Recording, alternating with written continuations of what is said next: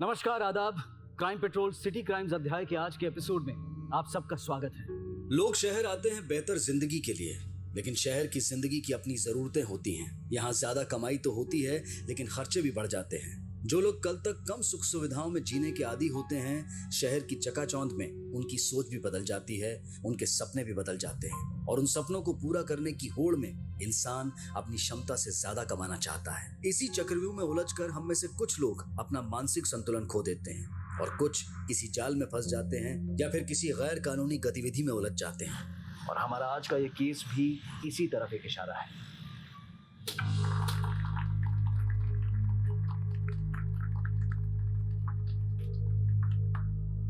भाइयों और बहनों, आज मुझे आपके सामने ये बताते हुए बड़ी खुशी हो रही है कि आज हम सबकी मेहनत से अहमदनगर के हमारे इलाके में इस पथपेड़ी का उद्घाटन होने जा रहा है। और ये शुभ कार्य करने के लिए मैं यहाँ पर आमंत्रित करना चाहूंगा भवानी साड़ी केंद्र की सरिता मोरे जी को, क्योंकि आज इन्हीं की बदौलत हमारे इस इलाके में हर कोई खुशहाल और सेहतमंद है। इसीलिए तो हम सब लोग इन्हें देवी मानते हैं। सरिता जी, हम सब की तरफ से मैं आपको विनती करता हूँ कि आपके शुभ हाथों से इस पथपेड़ी का उद्घाटन करें।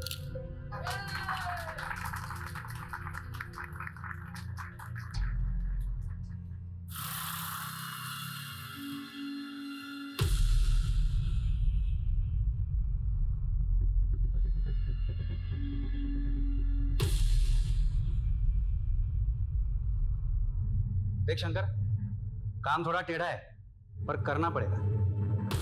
साहब, सीधे काम के लिए आप मुझे क्यों याद करते? बोला ना। हमें नहीं मालूम हम जो कर रहे हैं वो सही है या गलत। हो सकता है हमारा शक गलत साबित हो, इसीलिए इस काम को करते हुए बहुत सावधानी बरतनी पड़ेगी।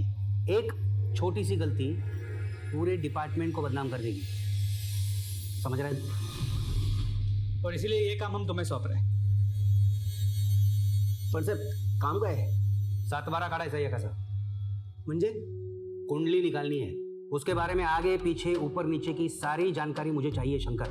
मिल जाएगी ना साहब, काम होईल, टेंशन नहीं। बस ये बता दो कि वरात कोणाची काढायची आहे? एक साड़ी की दुकान है।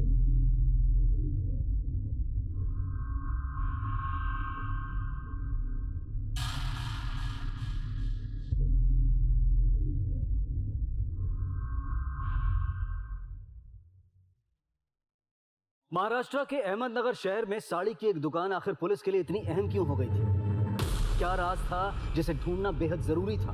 और वो कौन लोग थे जिन पर कार्यवाही करने से पहले पुलिस पूरी सावधानी बरत रही थी? हर एक चीज की कड़ी जांच की जा रही थी, लेकिन सही मायनों में ये तो इस कहानी का अंतिम चरण था। इस कहानी की शुरुआत तो बहुत पहले हो चुकी थी। आई बस झालं, तुला किती बार सांगितलंय, मुझे शादी नहीं करनी मतलब नहीं करनी। शादी नहीं करनी है तो क्या सारी उम्र घर में बैठी रहेगी? आई मैं शादी करना चाहती हूँ, लेकिन इस लड़के से नहीं। काय झालं? क्या खराबी है इस लड़के में? कैसे समझाऊं? ये लड़का गांव में रहता है। अरे तू कौन से शहर में पली बड़ी है? बिल्कुल सच कहा तुमने। मेरा पूरा बचपन इस गांव में बीत गया, पर मुझे अब मेरी जिंदगी नहीं काटनी है। आई बाबा, मैं शहर जाना चाहती हूँ, मुंबई जैसे शहर। मैं बहुत सारा पैसा कमाना चाहती हूँ, वहाँ मेरा घर होगा। मैं शहर में रहना चाहती हूँ। मैं उसके लिए कुछ भी कर सकती हूँ। सरिता, भानावर ये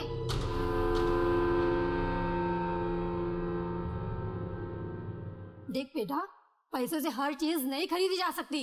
अरे गृहस्थ भी कोई चीज होती है ना? नहीं आई, आज के तारीख में पैसा ही सब कुछ है। पैसा ही इंसान की औकात बनाता है। अगर ऐसी बात है ना तो नहीं है मेरी औकात। अरे नहीं है मेरी औकात तेरे लिए शहर से कोई ना बड़ा अमीर लड़का ढूंढ के लाने के लिए। लेकिन बाबा, मेरी बात तो सुनिए। बस बहुत हो चुका है। अरे लड़के वालों को शगुन तक दे चुके हैं हम लोग। अगर फिर भी तुझे ये रिश्ता पसंद नहीं है ना तो हमारे लिए थोड़ा सा जहर लेके आ। बाबा, जहर विष, जहर खा के मर जाते हैं, फिर तेरे दिल में जो आना है ना वो कर। तो तुम्ही कुठे चाललात?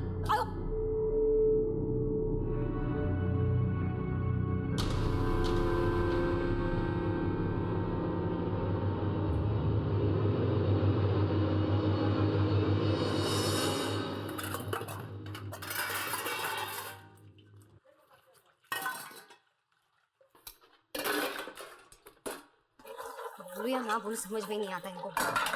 इसे समझो, ऐसे ही दिन काटने पड़ेंगे मुझे। काय झालं सरिता, क्यों इतना शोर मचा रही हो? तो और क्या करूं? एक मोबाइल फोन लाके देने कहा था तुमसे, 1 महीना बीत चुका है, अभी तक लाके नहीं दिया। ये देख रहे हो, कपड़े के साबुन से हाथ में छाले पड़ गए, और तुम्हें उससे क्या वॉशिंग मशीन क्या मांग ली, जैसे ताजमहल मांग लिया हो। गर्मी से जान जा रही है मेरी।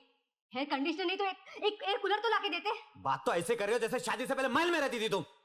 नहीं ना, इसलिए तो तुमसे उम्मीदें थी, पर तुम्हें उससे क्या?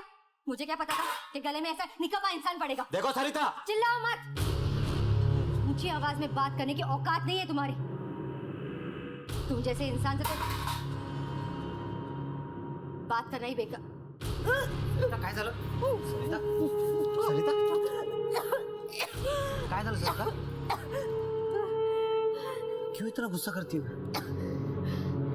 ये मेरा गुस्सा नहीं, तुम्हारा जबरदस्ती का प्यार है। मतलब? शायद मैं पेट से हूँ। अरे ये तो खुशी की बात है। हाँ, मी बाबा होणार आहे, मला मुलगा होणार आहे सरिता। मी खूप खुश आहे। चुप रहो, इस खुशी के साथ साथ जिम्मेदारी भी आएगी, उसका क्या करोगे? सरिता तू टेंशन नको, मी आहे ना। अरे तुम हो ना, इसीलिए तो। सरिता, सरिता, अरे माझ्या सोना, अरे सोना राजा, अरे कोणावर गेला रे तू? आईवर की बाबावर? अरे वा, अरे वा, इकडे बघ. अरे माझ्या. क्या झालं सरिता, क्या सोच रही हो? देखो, भगवान ने हमारा रिश्ता सुधारने के लिए एक वजह दी है कि हम प्यार से नहीं रह मुझे हमारा रिश्ता सुधारने में कोई दिलचस्पी नहीं है। मेरे साथ जो हुआ वो हुआ, अब मैं मेरे बच्चे के साथ ये सब नहीं होने दूंगी। मुझे इसे एक बहुत अच्छी जिंदगी देनी है, जिसके लिए मुझे बहुत सारे पैसे कमाने पड़ेंगे, बहुत सारे पैसे, और मुझे इसके लिए कोई भी कीमत चुकानी पड़े तो मैं चुकाऊंगी।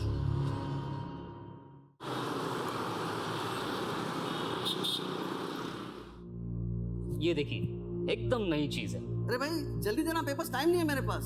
काय है साहब तुम्ही पण यार, ये ऐसे बोनी के टाइम पे कोई एन्क्वायरी करने आ जाता है क्या? ते साहेब सरकारी नोकरी आमची, कॉर्पोरेशनचं काम आहे। हाँ, तुमची नौकरी थी नौकरी, और हमारा काम उसका क्या? ये देखिए, क्या चाहिए आपको? और बोलिए। ये अच्छा, ये दुकान मालिक का नाम? सरिता मोरे। सरिता मोरे। और तुम कौन हो? जी, राजा मोरे। अच्छा, उनका आईडी प्रूफ चाहिए। वो नहीं अभी इधर। अरे नहीं मतलब क्या चाहिए मेरे को? राजा,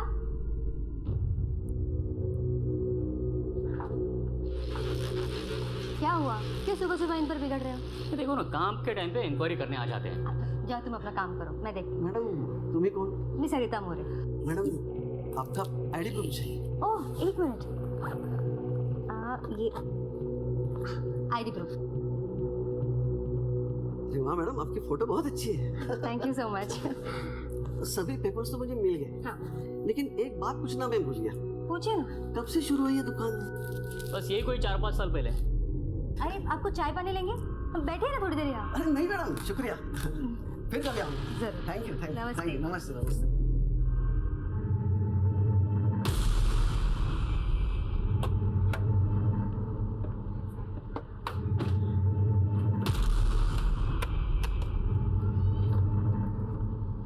कुलकर्णी, क्या खबर? सर सारे डॉक्यूमेंट्स क्लियर है। और कुछ? नहीं सर, मैंने ठीक से देखा, लेकिन पूरी दुकान में शक करने वाली कोई बात दिखी नहीं मुझे। कुलकर्णी, कई बार हम अपनी आंखों के सामने रखी चीज को भी पहचान नहीं पाते। इनके खिलाफ कोई तो ऐसा प्रूफ होगा जो हमें अब तक नहीं मिला। फिलहाल इन डॉक्यूमेंट्स की ऑथेंटिसिटी को वेरीफाई करो, देखो कुछ मिलता है। ठीक है सर। बीड़ जिले के एक छोटे से गांव में पली बड़ी सरिता सावंत को हमेशा से बड़े शहर का आकर्षण था। बड़े शहर की चकाचौंध में एक खुशहाल जिंदगी उसका सपना था। लेकिन ये जरूरी नहीं है कि हमारा हर सपना सच हो। जिंदगी कभी कभी हमारे सामने कुछ ऐसी पहेलियां लेकर आती है जिन्हें बूझना आसान नहीं होता। सरिता की जिंदगी भी किसी पहेली से कम नहीं थी। पिछले 10 सालों में उसकी जिंदगी में आए इस बदलाव का राज क्या था, और क्या ये साड़ी की दुकान ही सरिता का सपना थी? सरिता मोरे की कहानी ऐसे कई सवालों से घिरी थी, और तभी अहमदनगर में ही इस कहानी का दूसरा अध्याय लिखा जा रहा था।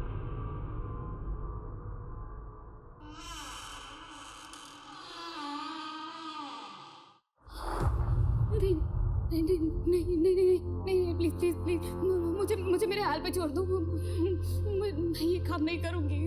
प्लीज प्लीज प्लीज प्लीज नहीं। बहुत हो गया जानवी, मैं जो बोल रहा हूँ वो चुपचाप करो, किसी को कुछ भी पता नहीं चलेगा। नहीं नहीं नहीं, मुझसे ये काम नहीं होगा, मुझसे काम बंद कराओ प्लीज।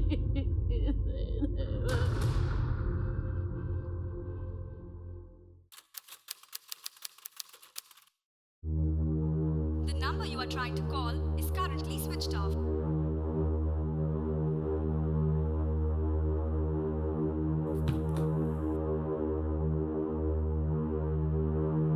तुझे अभी भी उम्मीद है क्या?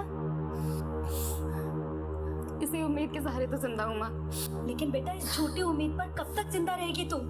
कभी ना कभी तो सच्चाई का सामना करना ही पड़ेगा ना। अगं कशाला समजवते तिला? वाटेल ते करू दे तिला, करो तुम्हारी जो मर्जी आहे करो। देख ये सब मैं सही नहीं सकता, मैं जहर पीकर अपने आप को खत्म ही कर देता हूँ। बाबा हाँ अरे बाबा नहीं बाबा आई शपथ सांगतो मला जगायची इच्छाच नाहीये। छोड़ो इसे। सुचित्रा क्या करेगा जी के, मैं नहीं जीना चाहता हूँ मैं। बाबा क्या बोलते तुम्हें? मेरी बात मानो। क्यों मानू तेरी बात? तू मानती है मेरी बात? जा तुझे जो करना है वो कर ले, मैं ये सब देख नहीं सकता, मुझे मरने दे। आप जो बोलोगे मैं आपकी बात मानूंगी, जो बोलोगे वही करूंगी, कुछ नहीं पूछूंगी। ये सब मत करो प्लीज। देखो बेटा, मैं समझता हूँ तू किस दर्द से गुजर रही है, मुझे एहसास है, मगर बेटा मैं जो कुछ भी कर रहा हूँ तेरी भलाई के लिए कर रहा हूँ। अगं तुझ्या भल्यासाठीच सगळं करतोय ना ग।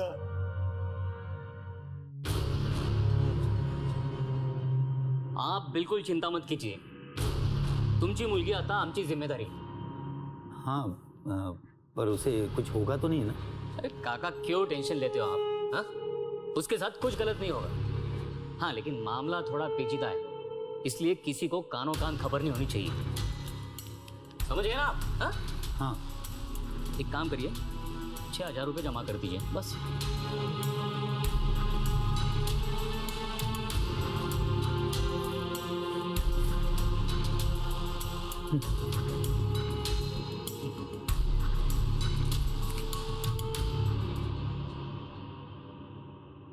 राम नाम।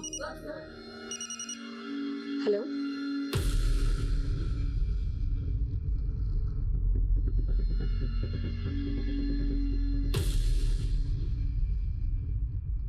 आखिर क्या हुआ था जाह्नवी के साथ? क्यों उसके माता पिता उसकी मौत का कारण बन गए? कौन सा राज था जिसे दबा दिया गया? लेकिन कहते हैं ना कि पाप का घड़ा एक ना एक दिन भरता ही है। मुजरिम चाहे कितनी भी खैर मना ले, एक ना एक दिन कानून की गिरफ्त में आता ही है। इस कहानी में अभी कई मोड़ आने बाकी थे, कई सनसनीखेज खुलासे होने बाकी थे, नए किरदार जुड़ने बाकी थे। काय ग अजून चपात्याच करतेय? बाकीची कामं कधी करणार आहेस? झालं आणते। झालं आणते, चपात्या घेऊन ये बाहेर। हो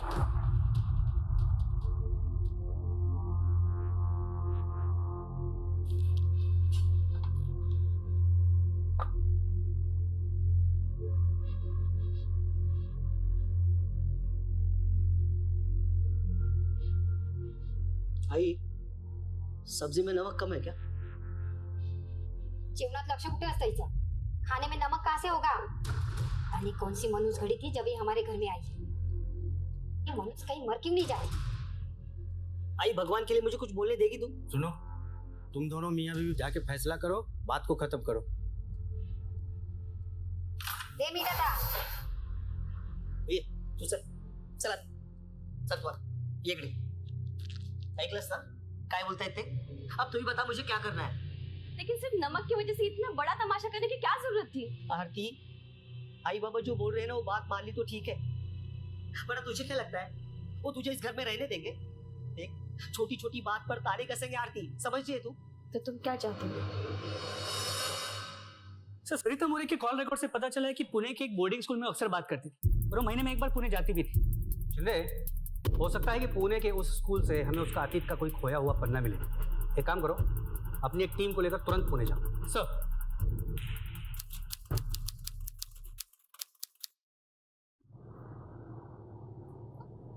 अहो कुठे चाललोय आपण?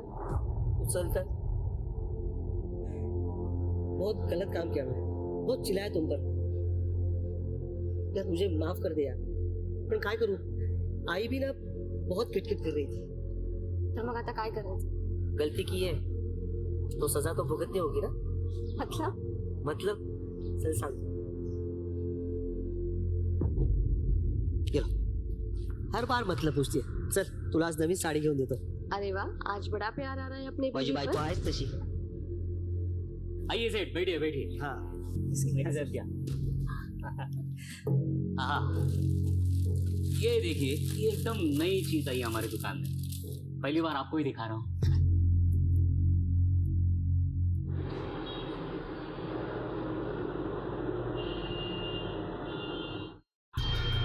यस ऑफिसर, इस लेडी को मैं पर्सनली जानता हूँ. इनका बेटा हमारे स्कूल में ही पढ़ता है, लेकिन आपको इनका नाम किसी ने गलत बताया. गलत ना मतलब? हमारे रिकॉर्ड्स के मुताबिक इनका नाम सरिता बोरे नहीं, सरिता दोले. आप सच में आती हैं? क्या इनका कोई क्रिमिनल रिकॉर्ड है? यही ढूंढने के लिए तो हम यहाँ आए हैं. रोहन के फादर का नाम और कॉन्टैक्ट नंबर आपके रिकॉर्ड्स में तो होगा ना? जी हाँ, आपको हमारे ऑफिस से मिल जाएगा.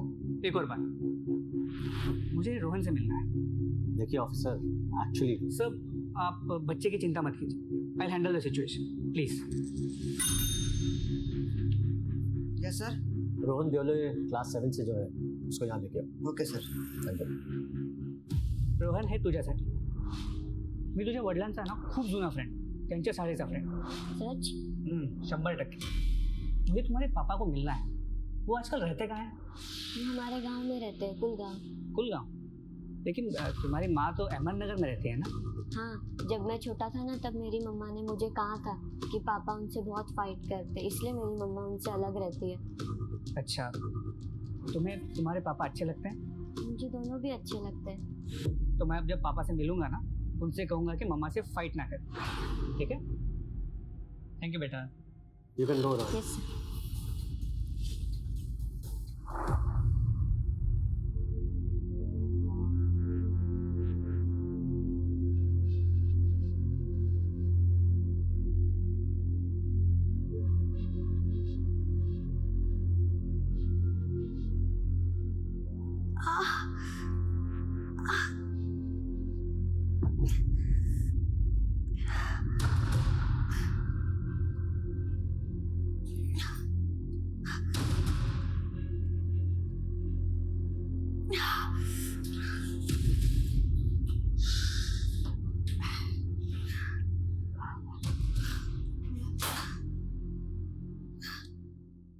अहो, आपण तर दुकानात होतो ना, मग घरी कसं काय आलं? दुकानात होतो ना, मग घरी कसं काय आलं?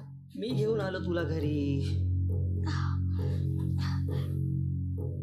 क्या क्या हुआ था मुझे? बस इकडे जरा. मागे हो जरा. टेकून बस. सावकाश. बसला?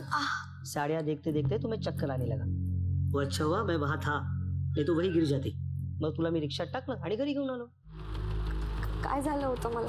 तुझं सांगितलं ना, डॉक्टर आए थे, उन्होंने कहा था कि थकान की वजह से ऐसे हुआ. कौन से डॉक्टर? ते आपले जोशी डॉक्टर जे नेहमी येतात ते. हाँ तू आराम कर.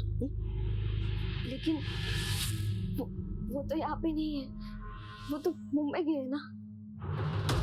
हे बघा, जे काय असेल ना ते प्लीज खरं खरं सांगा. मेरा मेरा मेरा सर इतना क्यों भारी है? आणि आणि पोटात पण खूप दुखतंय माझ्या. हो हो माहिती आहे मला.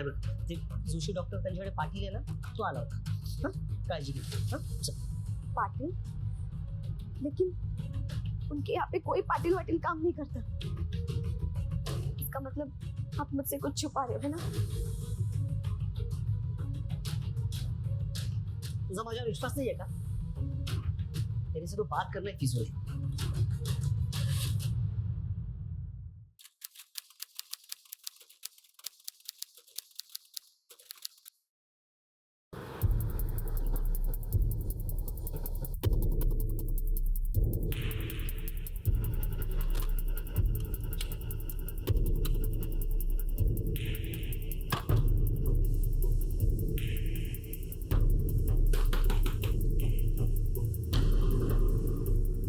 लाइट और फैन चालू है, मतलब घर में कोई तो होना चाहिए. चेक करो घर में. सर,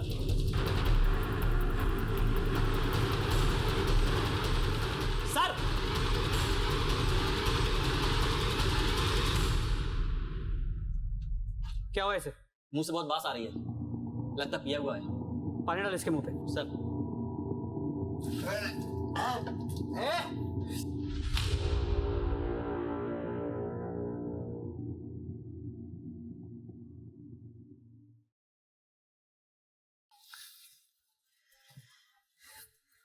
मेरी नई नई शादी हुई थी साहब। भगवान की दुआ से सब कुछ ठीक ही चल रहा था, लेकिन वो बात बात पर गुस्सा होती थी, बात बात पर झगड़ा करती थी, बात बात पर गालियां देती थी मुझे। कुछ समय के बाद रोहन हुआ। मैं बहुत खुश था साहब, लेकिन उसे खुशी नहीं चाहिए थी साहब। उसे साहब बहुत पैसा चाहिए था साहब, बहुत पैसा। पैसे चाहिए मुझे, पैसे। पैसे बढ़ाने की अक्ल तो है नहीं, बस आवाज बढ़ाना जानते हो। तुमसे तो बात करना ही बेकार है। बेकार तो तुमने मेरी जिंदगी बना दी है। मेरे बेटे के साथ मैं ऐसा होने नहीं दूंगी। इसे गरीबी में सड़ने नहीं दूंगी मैं उसे। तो क्या करोगी तुम? एवढी जाकड असेल ना, तो जा बाहेर आणि पैसे कमवून दाखव। तुम्हारे सलाह की जरूरत नहीं है मुझे, मैं मेरा देख लूंगी। वैसे भी एक नौकरी देख ली है मैंने। काय? कुठे? हॉस्पिटल में, Shri Ambe private hospital. Nurse का काम है, 7,000 रुपए पगार है। लेकिन तुमने तो नर्सिंग का कोर्स भी नहीं किया ना। इतने सर चुपता तुम्ही। मैंने नर्सिंग का कोर्स नहीं किया ये आप जानते हैं, पर वो डॉक्टर तो नहीं जानता। क्यों? तोंड काय बघताय, जेवा लवकर। नर्सिंग का कोर्स किया है? जी सर। कितने साल पहले? 2 साल पहले। आप कहाँ काम करती हो? साहब वो पिछले साल मेरे को बच्चा हुआ था तो काम छोड़ रखा था। ठीक है, मैं कोर्स का सर्टिफिकेट ऑफिस में जमा करवा दो और कल से ड्यूटी पे आ जाना। धन्यवाद साहब, खूब खूब उपकार झाले। मैं ठीक है कोई बात नहीं, कल से आ जाना काम पर। उसके बाद तो साहब उसे पर ही लग गए थे। एक दिन साहब मैंने हॉस्पिटल में एक आदमी के साथ उसे देखा।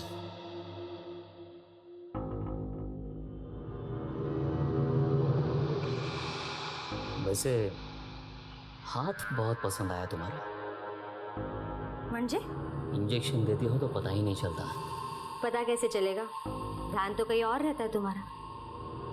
पता है तुम्हें? हाँ, सब पता है मुझे। कहाँ देखते हो, क्या सोचते हो, सब।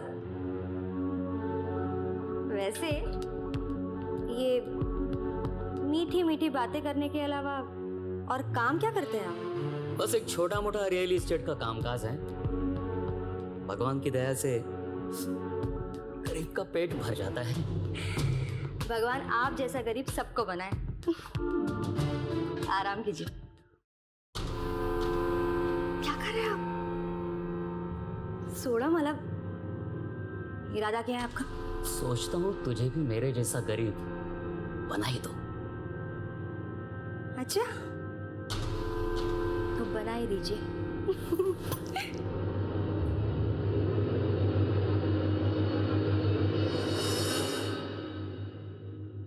उसके बाद साहब वो वहां नहीं रोकी, वो गंदगी मेरे घर तक लेके आए। मुझे तो लगा था तुम पिछले हफ्ते आओगे। ना कोई कॉल ना कोई मैसेज। क्यों? अरे एक डील के चक्कर में पुणे गया होता मैं। झाली डील? मैं जाऊं और डील ना हो, ऐसा कभी हो सकता है भला? पूरे 5 लाख का कमीशन उठाया इस बार। 5 लाख? राजा अब बस हो गया। मैं ऐसे चोरों की तरह चुपके चुपके तुमसे नहीं मिलना चाहती। तो बताओ क्या करना है? मुझे इस घर से बाहर निकालो। मैं तंग आ चुकी हूँ, दम घुटता है मेरा यहाँ। वो इंसान ना ही खुद आगे बढ़ता है और ना ही मुझे बढ़ने देता है। तो छोड़ दो उसे, अगले हफ्ते आता हूँ। सच? तुम्हारी कसम। राजा। सरिता! तो ये है तुम्हारे पैसे कमाने का धंधा? और तू है? हाँ? संतोष, संतोष क्या कर रहे हो? संतोष, छोड़ो इसे। पहले मुझे शक था, लेकिन अब यकीन हो गया कि इसी के साथ तेरा चक्कर चल रहा है। अपना बोरिया बिस्तर बांध, अब निकल मेरे घर से और दोबारा तुम्हारी ये मनुष्य सूरत मुझे मत दिखाना। देख।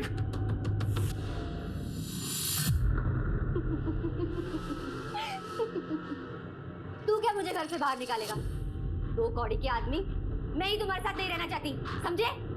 चलो राजा, चलो। उसके बाद साहब मैंने उसे मेरे जिंदगी से निकाल दिया। कोर्ट में लीगल प्रोसेस की मैंने डिवोर्स के लिए।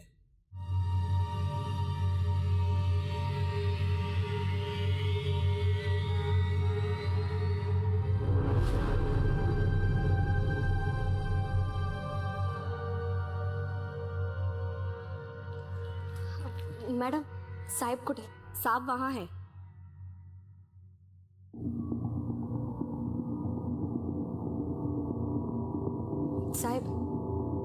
साहेब मला एक कंप्लेंट करायची आहे। कसली कंप्लेंट? साहेब मेरे साथ कुछ गलत हुआ है। गलत हुआ? मतलब?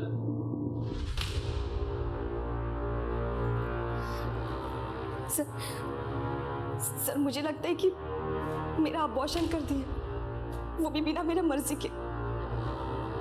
देखिए, आप जो कुछ भी हुआ है हमें डिटेल में और साफ साफ बताइए। सर 3 महीने पहले डॉक्टर सावंत के पास गए थे। उन्होंने कहा कि मैं प्रेग्नेंट हूँ। मैं, मेरे पति, सास ससुर हम सब खुश थे, लेकिन मेरे बच्चे के जन्म लेने से पहले एक टेंशन जन्म ले चुका था। आई तुला बोलो ना, मी तिला समजावतो म्हणून। हे बघ चंदू, तू तुझ्या बायकोला काय ते समजाव।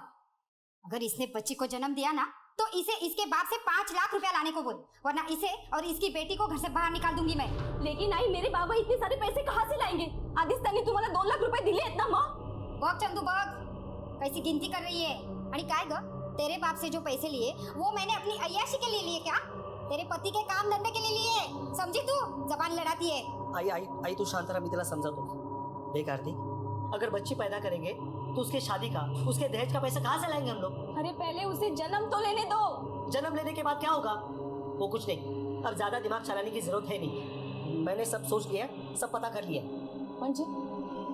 राजकोट में मेरा एक दोस्त है, जिससे हमें पता चलेगा बेटा या बेटी। एक छोटा सा टेस्ट होगा, अगर बेटी होगी तो गिरा देंगे, बात खत्म। फिर अगले हफ्ते मेरे पति मुझे राजकोट लेकर चले गए। वहाँ पे एक छोटे से क्लिनिक में मेरा टेस्ट करवाया गया।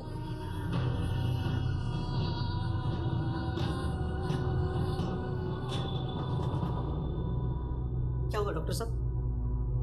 जय माता दी।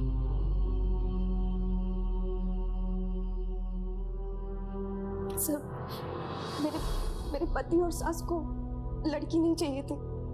लोगों ने उस वजह से मेरी जिंदगी का तमाशा बना के रख दिया था। और तो और उन लोगों ने मुझे बिना बताए मेरा अबॉर्शन करवाया। उस वजह से मेरी तबीयत बहुत खराब होती चली गई। मुझे इन्फेक्शन भी हो गया, और उसके बाद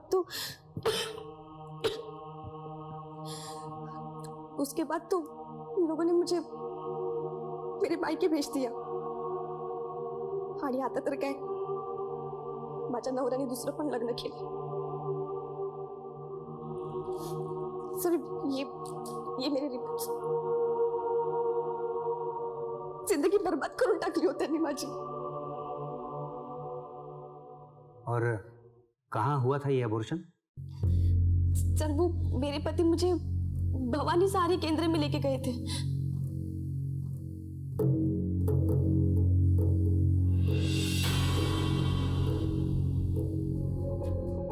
और फिर उसके बाद क्या हुआ मुझे नहीं पता। सर आरती के मुताबिक वो 4 महीने प्रेग्नेंट थी। अगर ये सच है तो फिर एबॉर्शन इलीगल है, क्योंकि ना 2 मेडिकल ऑफिसर्स को कंसल्ट किया गया था और ना ही आरती की कंसेंट ली गई थी। और दूसरी बात, ये आरती का पति चंदू भी उसे लेकर भवानी सारी केंद्र गया था। और ना वो भवानी सारी केंद्र का इस इलीगल अबॉर्शन के साथ कुछ ना कुछ कनेक्शन जरूर है। अपने इन्फॉर्मर्स को काम पे लगाओ। सगळ्या गावात कुणीतरी असा असेलच ना जो सरिता मोरे, सरिता देवळे, डॉक्टर मोरे, डॉक्टर देवळे की सच्चाई को जानता होगा। सर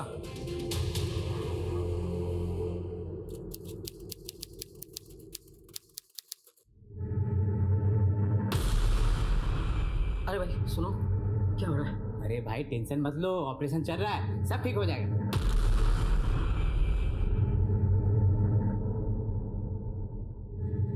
मैडम क्या हुआ है?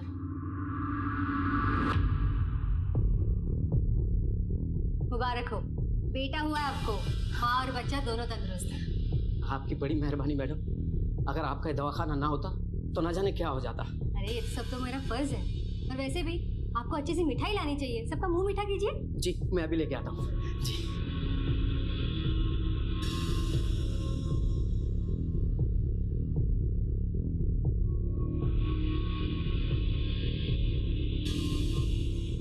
ये क्या था? आपने वापस पान तंबाकू खाया? मैंने आपसे कहा था ना, पान तंबाकू बिल्कुल बंद। अगली बार से अगर से पान तंबाकू खाया ना आपने तो इतना बड़ा इंजेक्शन दे दूंगी आपको, समझ गई? डॉक्टरनी मैडम, डॉक्टरनी मैडम, मुंह मीठा कीजिए। अरे दिनकर आप किस लिए? हमारे बेटे का रिजल्ट है, फर्स्ट क्लास से पास हुआ मेरा बेटा। अरे वाह, बहुत बहुत बधाई। पूरा लीजिए। नहीं नहीं, बस बस। ये सब आपकी वजह से मुमकिन हुआ। उसके परीक्षा के टाइम जब बुखार हुआ था आपने ठीक किया था, तभी ये सब हुआ, नहीं तो नहीं हो पाता। अरे इसमें कौन सी बड़ी बात है, ये तो मेरी ड्यूटी है। सरिता, एमएलए साहब के घर भी जाना है, याद है? नहीं हाँ, चले? नहीं आप जाइए, मैं 5 मिनट में पेशेंट को देख के आती हूँ।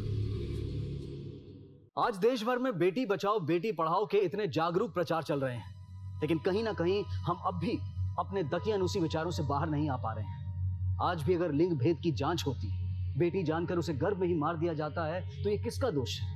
क्या हम इसके लिए जिम्मेदार नहीं हैं? बहरहाल हर बार भवानी साड़ी शॉप का नाम सामने आने पर पुलिस ने अपनी तहकीकात तेज कर दी और एक एक सिरे को टटोलने लगी। डॉक्टर सरिता मैडम, अरे वो तो साक्षात भगवान का दूसरा रूप है। ना जाने कितने लोगों की जान बचाई है उन्होंने।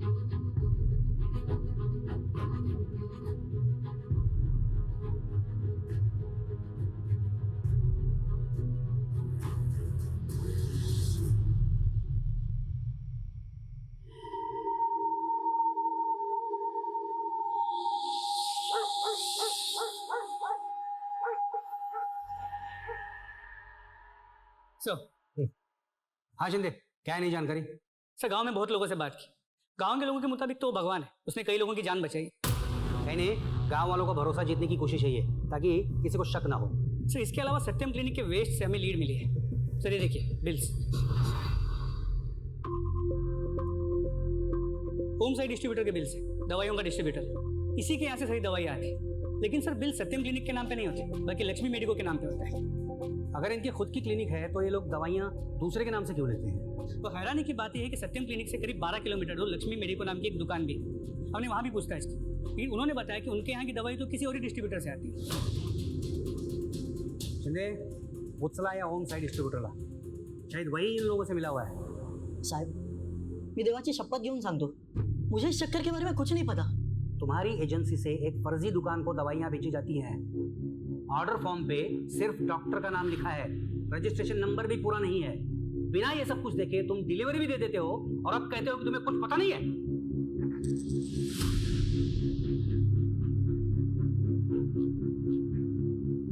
साहब, मुझे पता है कि लक्ष्मी मेडिको नाम की मेडिकल की दुकान है, वहाँ से हमेशा कॉल आता था, लेकिन उन लोग ने हमें कभी डिलीवरी देने ही नहीं दी थी। वहाँ से हमेशा एक बंदा आकर डिलीवरी लेकर चला जाता था, तो इसमें शक करने की कोई वजह भी नहीं हुई ना साहब।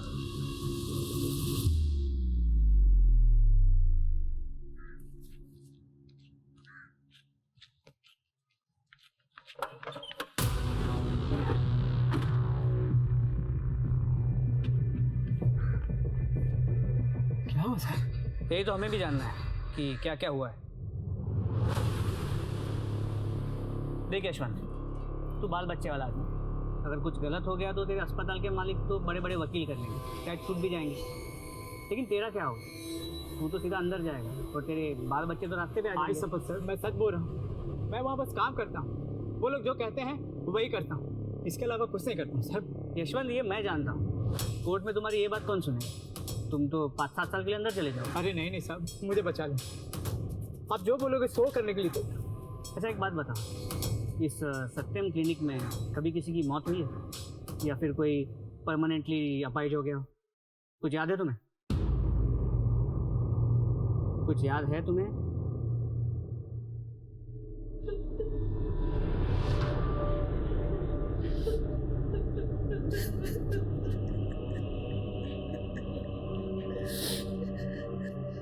जानवी का एक लड़के के साथ अफेयर था,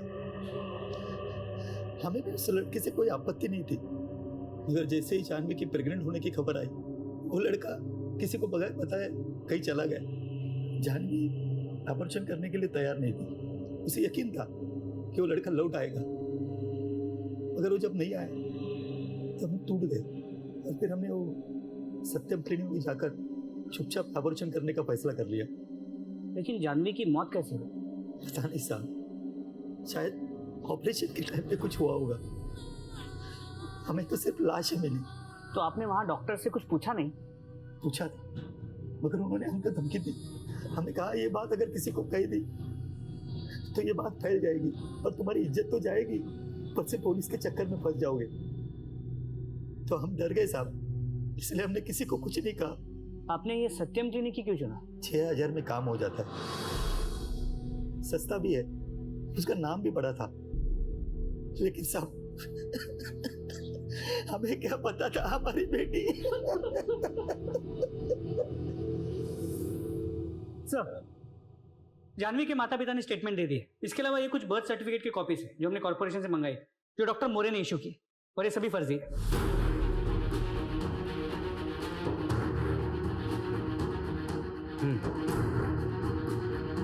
शिंदे, मुझे लगता है कि अब वक्त आ गया है। शंकर से कह दो कि अपना जाल बिछा दे। वरात कोणाची काढायची? एक साड़ी की दुकान, और अहमदनगर डिस्ट्रिक्ट के सिविल सर्जन विनय मयेकर को भी इन्फॉर्म कर दो, क्योंकि ऐसे मामलों में उन्हीं की मदद से केस को सुलझाया जा सकता है। सर, वो क्या है ना कि मेरी बीवी का कहना है कि बच्चा गिराना पाप है। ऐसा पाप वगैरह कुछ नहीं होता है, तुम चिंता मत करो, उसे कुछ भी नहीं होगा। बस उसे चेकअप करवाने के बहाने से कल यहाँ ले आना। ठीक आहे सर. साहेब, डॉक्टर मॅडमला भेटून थोडं बोलू शकतो?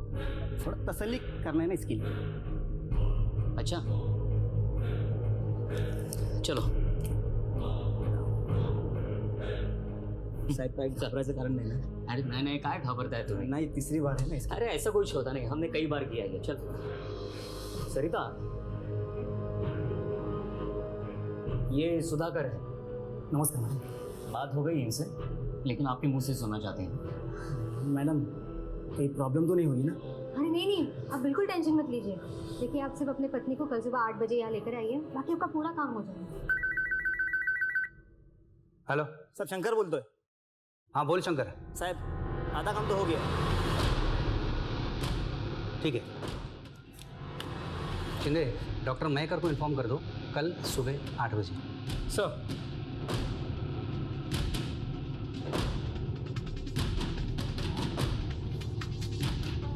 आराम से, आराम से प्रदीप, आराम से, आराम से, आराम से.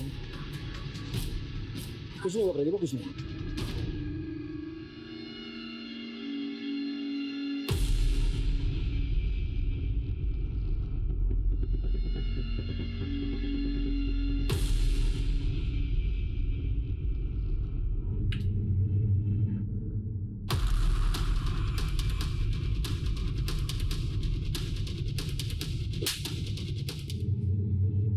अंदर. एक मिनट, जो जहाँ है वैसे ही रुकिए. ये क्या बदतमीजी है? यहाँ सर्जरी चल रही है, आप ऐसे अंदर नहीं आ सकते, बाहर जाइए. देखिए, ये कोई पेशेंट नहीं है, ये हमारे डिपार्टमेंट की लेडी कांस्टेबल है, कांस्टेबल अनीता. क्या? Thank you Anita. Welcome sir. और ये डिस्ट्रिक्ट सिविल सर्जन है, और हाँ असली है, इन्हें इनका काम करने दीजिए. एक काम करो, सब सामान और इक्विपमेंट्स जब्त कर लो और टेस्टिंग के लिए ले चलो. देखिए, आप हमारे सामान को हाथ नहीं लगा सकते. मैंने किया क्या है? ये जो भी पूछे उन सारे सवालों का जवाब हमें चाहिए. हाँ, क्या मैं आपका मेडिकल डिग्री सर्टिफिकेट देख सकता हूँ? ये लीजिए.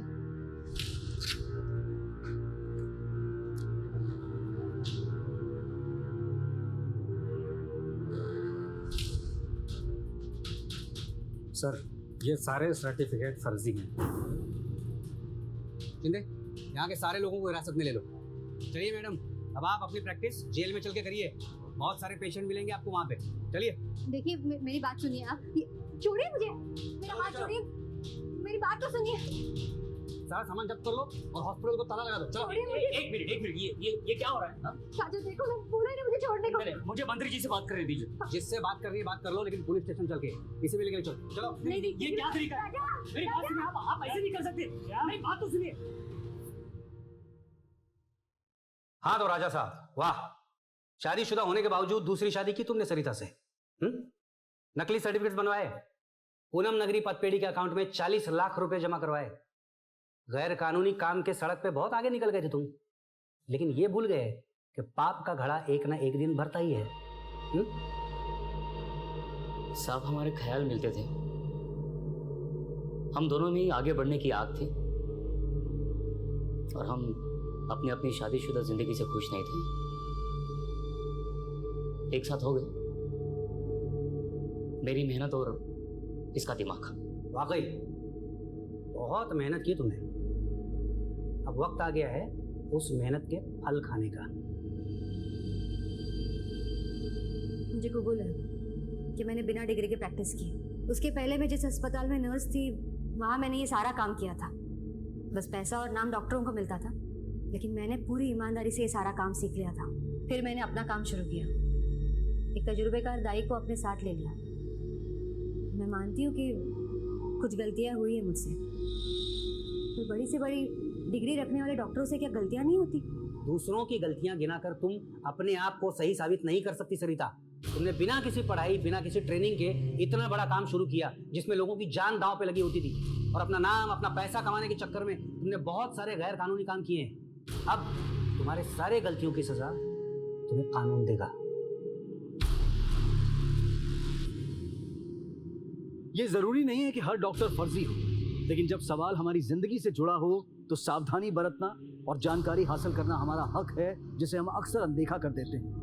और इसी का फायदा उठाते हैं सरिता और राजा जैसे लोग, और कई मासूम जिंदगियां इस दुनिया में आने से पहले ही खत्म कर दी जाती हैं। सिर्फ पहनावे और रहन सहन में बदलाव लाने से कुछ नहीं होगा, अपनी पिछड़ी हुई मानसिकता और सोच से बाहर आना जरूरी है। इसी विचार के साथ अब मैं अनूप सोनी आपसे विदा लेता हूँ।